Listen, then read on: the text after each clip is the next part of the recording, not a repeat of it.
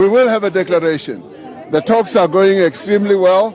I'm confident we are moving towards a declaration, and they are now just dotting the I's and crossing the T's. Well, without the United States, the whole process of the G20 is moving forward. You will not be bullied. We will not be bullied. We will not agree to be bullied. Thank you. Yeah, welcome back to the YouTube channel in the cameras. Into MBS Mohammed bin Salman, the crown prince of Saudi Arabia.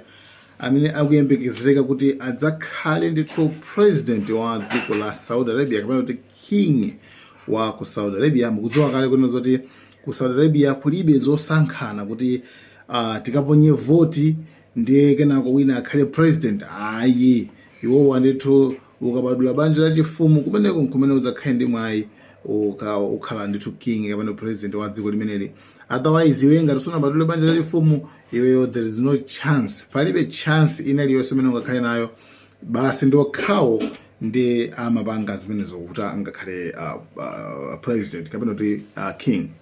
So Mohammed bin Salman amene ndithu anali ku USA, United States of America, kumene ndithu amakakumana ndi mzake wa nzake Donald Trump. Ndi iyeyo ndithu I think chipitweni kumene ndithu zaka 7 chipitweni kumene zaka 7.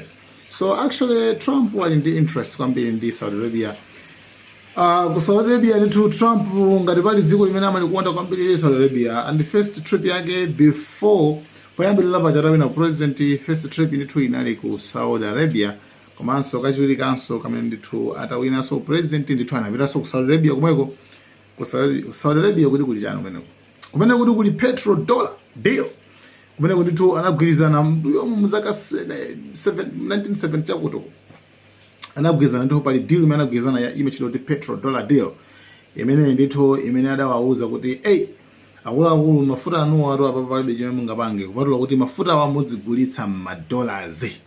Basi mafuta anuwa simungagulitse mu ndalama yanu yayi, koma mafuta awa muzigulitsa m'madollars. Yeah, ndi kuti ngati mufuna zoti ifeyo tizikutetezani padziko pasi pano fa anthu akuzopanga ataki tu ndi ife ndi Americans kuti ife ndi timamenya ali kuposa aliyesero. Ndiyo tikufuna zoti niyo mafuta anuwa muzigulitsa m'madollars ndoti we exchange. So that means kumbali ama Americans bankhani amafuta tosula ngavote yayi, iwo angopita kwawo kwakangoprinta madollars aja na si forex ndoti mafuta ku Saudi Arabia agulitsidwa kali mu forex ya kwawo, ndi amangopulinta basi kungwapasa a Saudi Arabia mafuta kumangopereka ngambwe. Nde so deal imene anasaina mu 1971 chaka zimenezo. Anyway, ndimangofuna kupasa ndi background chabe ya pakati pa Saudi Arabia komanso ndi America. So MBS Mohammed bin Salman amene ali crown prince wa dziko la Saudi Arabia anali ndithu ku America kumene ndithu amakambirana zinthu zingapo. Ndi chimene ndifunika mpana ndifunika mbele ma points kamene timana kuti ma take aways makamaka zimene zachitika kumene ku America ko zimene zachitikazo timvana pakuti akambirana zotani nanga kuti zotani ndi nkhani imene tabwerera pano zimene zanga si munthu sangangoyenda kuchoka kupita. So kumene ku point yoyambirira amene tingakambirane pano ndi anyamatawa. You know what, they like each other, and the point to ambila mina kambirana ndio na kuti Trump asaina deal ndi Saudi Arabia kuti atha kumathanzana ma military operations muzochitika za nkhondo zazidazi kuma kubangira ma training limozi kwa apatsa ndege kwa kugulitsa ndege moti panapa afuna kugulitsa 35 F-jet 35F imene kandege chakamwamba kacha kamene kali kutchuka ndithu kama munthu amakwera vyu kenako ndikumangoponya mabomba kumene afuna kuponyako. So kamene kali ndithu agwirizana kale kuti kamene kali ndithu America suti kamene amagulitsa wawo samagulitsa wawo ndiye kumene akuti awagulitsa ndithu a Saudi Arabia. So komanso Saudi Arabia ndi dziko limodzi limene silili mu NATO. So akuti iwowa alisaina dziko la Saudi Arabia kukhala ngati mzawo great ally koma amene ali non-member wa NATO. Sali mu NATO koma ndithu ndi friend, ndithu ndi ally wamkulu ndithu ku NATO. Sali mu NATO koma ndi friend wamkulu kwambiri amene tu atha kupanga share naye access ya military, mapanga za nkhondozi, ma training izi ndi izi chani zonse zokhuzana ndi amene izozo samapanga kwa inali yesai pakapokha ali member wa NATO. Komabe iwowa akuti ndi uyu ndi friend basi, ndi ally ameneyo.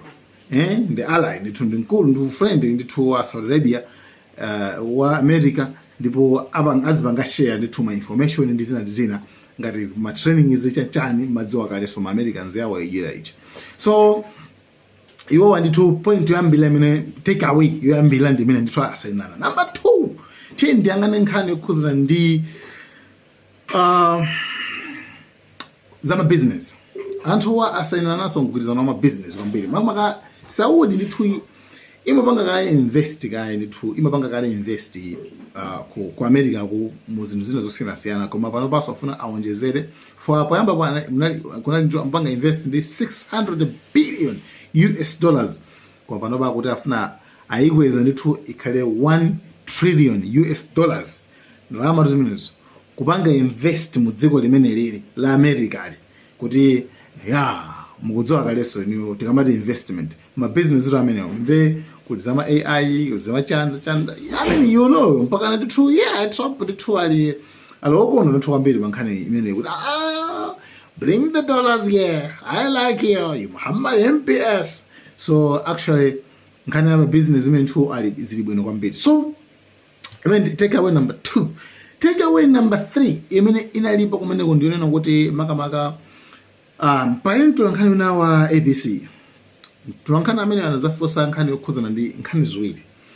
Nkhani yambira ndi ya 9/11 kuti yakuluakulu banji Trump banji are you okay kumapanga deal ndi anthu amene ali involved ndi 9/11.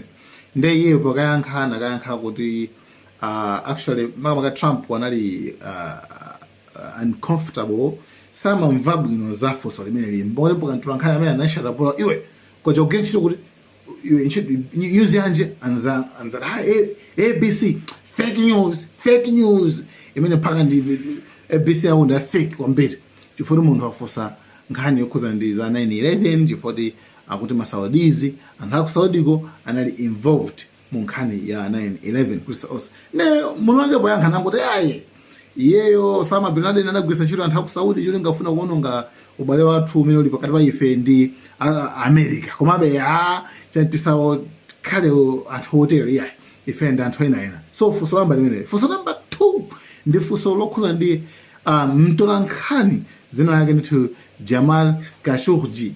I don't know ngati dzina koma dzina Jamal Khashoggi something like that. Amene ndithu mu 2018 munthu amene ndithu anali mtolankhani amene ndithu amakamba zokhuza ndi zama freedom kwambiri komanso mtolankhani ameneyu amadzudzula ndithu boma la Saudi Arabia and mu 2018 anapita kuteke kunali embassy consulate.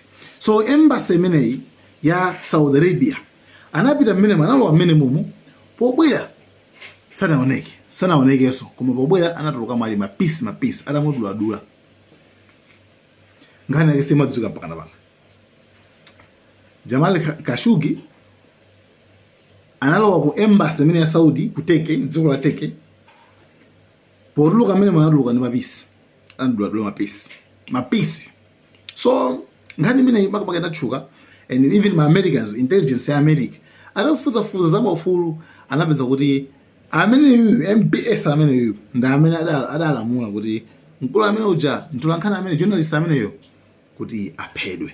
So ndi issue ndi fuso limene linali alosakhala bwino kwambiri koma Trump anayesesa kuti amutetezeko mzakeyo nase ndi mzake usungafuso that's ukuyenda kulemekeza alendo athu iwe sungafuso fuso limene lolo tifaina ufuso fuso limene lolo nde kunali ukathengenenge kwambiri kunali sezinali bwino kumene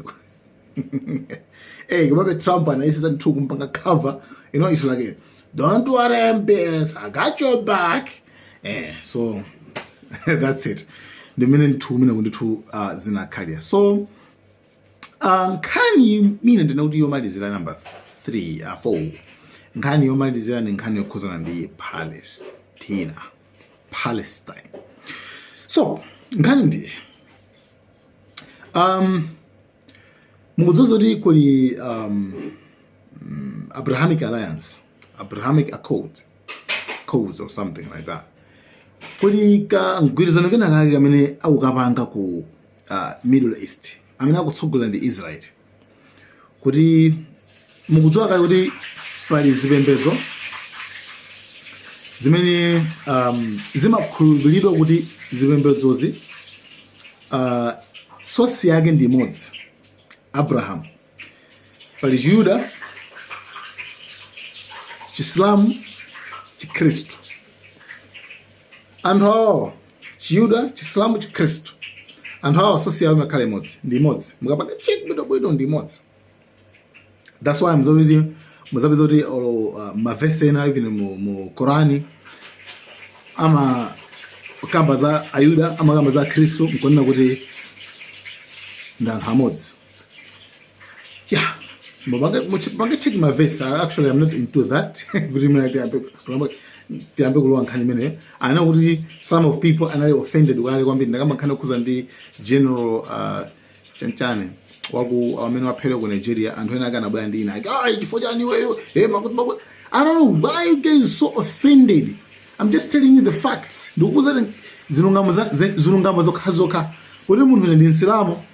Amagulaje famba uko amena kuchira kuti Islamu amupa munthu kwa munthu Islam. So mbiri zimezi kumveka ngoti ku Nigeria akuphela nda Kristu. Akuphela wose 34,000 Muslims aphedwa chiyambeni za Boko Haram. 34,000 Muslims and 50,000 Christians. You understand? And also aphedwa. So actually everyone is suffering. Come on, who is the problem? Voodoo ni nani? Tena kuti voodoo na mana ambesa magulu. You understand? So someone gabange blame udi I knew that mine chipembezo kuti. Actually there's no palibe chipembezo mene mujamo.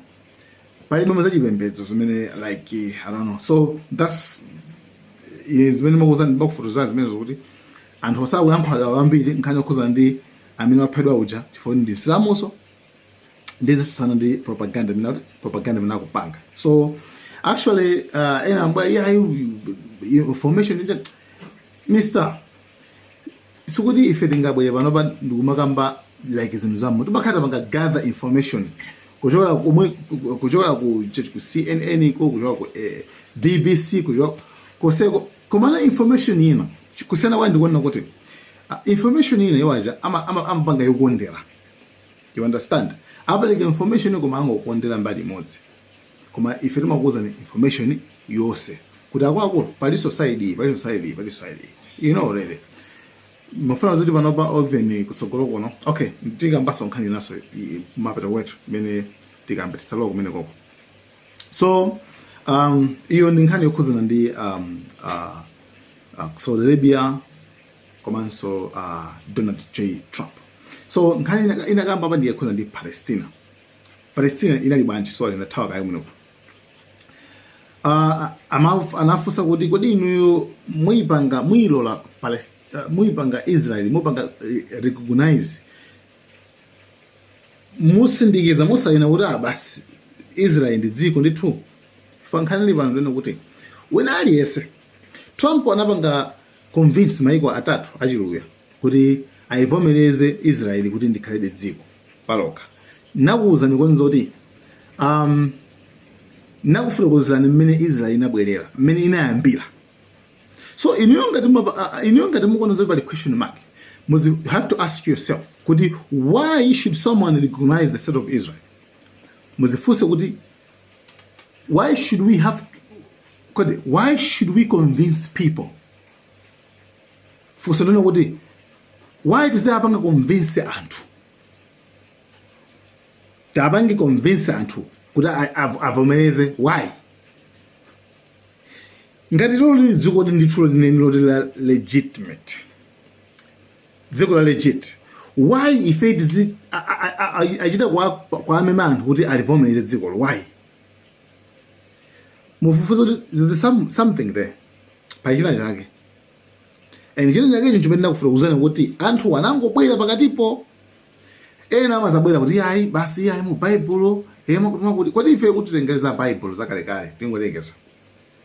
Mopeza kwana kuti ayi chifukwa Bible linakamba za iwo muzifosa kuti do they iwo amene maziyo niwo amakhulupirira Bible lanulo mukunena nawo samalikhulupirira. You understand? Munthu akabwera mu nyumba mwana nyumba iyi inalonjezedwa kwa ine malo analonjezedwa kwa ine 3000 years ago. Nyumba iyi Mulungu anatilonjeza ife kuno kuti nkwathu. Like, does it make sense? Sizupeleka sense. Unaona? Iwe ndiwe ndani? Iwe anakuza kuti kumene nguku anthu sakukhala. Aliyesawo khala koma ufulu. Amakhala mwa ufulu ngati andachani pansi pa ngati dziko la Palestina. So actually situfaso tibwerereso kumene kwa ukachikena. Koma nomafando pasane point kuti why aina Trump aina Netanyahu amaita kuenda ina mapanga convince anthu. Mulivomereze dziko li. Mulivomereze dziko li. Are you telling me kuti ifeyo tichite kwauzama anthu ena amayiko ena kuti alivomereze dziko la maya kuti likhale dziko? Ndi dziko kaleka. Iweyo ngati James, why should we convince people kuti ndiwe James? Iweyo ngati president, iweyo ngati president Peter Mutharika, why should we convince people kuti yes, this guy is a president? Ifeyo ngati tikuwapanga force anthu kuti amvomereze uyu kuti ndi president, kuti si president. For ngati uli president iwe ndi president basi. Palibe kuti kawena avomera kawena akana. So pali issue pa. Issue yake ndino kuti anthu kumene kunali issue imene ya Trump atolangana na force akaluti akulu. Kodi mukulivomereza dziko la Israeli, kulivomereza kuti ndi state pali ukhandi dziko? Why akufosa fuso limenelo? Chifukwa si dziko. Si dziko. Anthu mangobwera pakati pa anthu mopeza kale anthu kana kuti mukuyambisa dziko lanu kumathamangisa anthu amene alipo. By the way, ku South Africa ndi akukana kuti salolaso anthu ndege ina kuchoka ku Palestina yobwera ku South Africa chifukwa iyi ni trick imene afuna achosera anthu ku Palestina kucha. So I'm just telling you the facts, guys. Iyi palibe relation iliyonse ndi zipembedzo ena uzipanga maziphatikiza ndi zipembedzo. Guys, tired of that. So okay, anamfusa Muhammad bin Salman MBS kudase iweyo anthu awawa uvwavomereza kuti Israel wavomereza kuti ngati ndi dziko ndi Muhammad bin Salman wankaona kuti ineyo ifeyo sitingavomerebe palibe so kulumikizana mwana uliwonse kuti ifeyo tavomere iwo ngati dziko Aisraeliwo unless pokapoka iwo alole apereke njira. They should give a path apereke njira yovomerezaso kuti Palestina so ndi dziko paloka. So at least timakamba za pakhale kuti maiko wangu agawane. That means bamba suri wana kugawana yayi. This is number 1947. Actually, the history made nayo ngusoma kale means zinambikira zosezo. Historians amene maitsara history yanchani situ kamba za chipembedzo apa. So anavo akuti akwana kuti yani ye Muhammad bin Salman wana kuti pokapoka inu mupereke njira kuti Palestina payokhaso ikhaleso dziko osati ikhale Israel yokha. Nanga inawo. Yeah, that's it. So nkhani imene yachitika kumeneku ndi imeneyi ku ulendo wa Muhammad bin Salman kupita ku Saudi Arabia. Nkhani imene yachitika pamene ndi imeneyi. So ndimakamba nkhani naso yokhudzana ndi ngomatisa pang'ono yokhudzana ndi za ujenezi za azungu kuti mmene apangira news yawo actually news ya BBC, even news ya BBC or BBC Africa, BBC Africa. Panopa yugamba zokuza ndi hayi ku South Africa ko kuzima nyumba zina zake zoti abandoned houses, maflats ena ake oti kumakhazi gawenga makuti ali cholinga kuti ku South Africa kuibe kukaiba basi nekuti anthu asakapange ku G20 summit asapange kumene koko. Like really? So news zimene tifetu after tifetu zizikhulupirira tizitenge news zimene zozo. Ona? So if anwake ngati ma Africans tende news zathu tumadziwa kuti A B C D. Iwo anja akamakamba news zawo mona BBC Africa, and BBC Africa guys news imene sama indisana ma Africans. Mubange check mukafufuze kuti BBC Africa anwake ndi ndani. Mbuzi ndaku UK. Ndaku UK anwake news imene ichi. Amango lembe za negative, alembe za Malawi, alembe za negative. Alembe za negative zokazoka. Remember uri anthu we stormed into the inbox and we tinabanga tinawashauta kwambiri mukumbukira pa zinthu zambiri. So amene afuna panga brainwashed the news za zizungu bwino atha kumazitenga ngomakhulupirira zonse zimene akugamba. Kuma still you need to be uzikhala munthu soganiza soyika ngomana kuma is it making sense? So guys, ku South Africa kumene ku nkhani ndimeneyo yokhuzana ndi G20 summit mina Trump akuti sapitako, and mauji no mayiko akakumana koma aso akuti asapange declaration pajama amakhani ndichiganizo akakambira amakhani chiganizo chimodzi ndi Trump akuti mina kumsimunga pange chiganizo simunga kambani zizomveka bwino pa ifeyo ngati fe kulibeko, and iwo sakufuna kupitako ati maso South Africa ayijose mu G20 summit mayiko ndithu amene akuona kuti economy yawo libwino. So zinthu zake za complicated. So like ma Africans amatika pena bake BBC Africa wanda amene akakhomelela sakuti ayi ubone kuli chanchani. South Africa samaidziwa anapita ku Sandton, anapita ku like South Africa guys ndi dziko ndiloleme ndithu. Dziko loleme labwinonso loti atha kupangiranso ma meeting awo mabwinonso guys. Dziko limene guys even FIFA World Cup 2010 chitika pamene kuchako koma why abanga sabotage izo says, and othandizilake so sometimes unfortunately amazakhaso ma Africans iso kusakonda Africa. So guys, thank you so much. I think the video has been long, so it's too long, but thank you so much guys.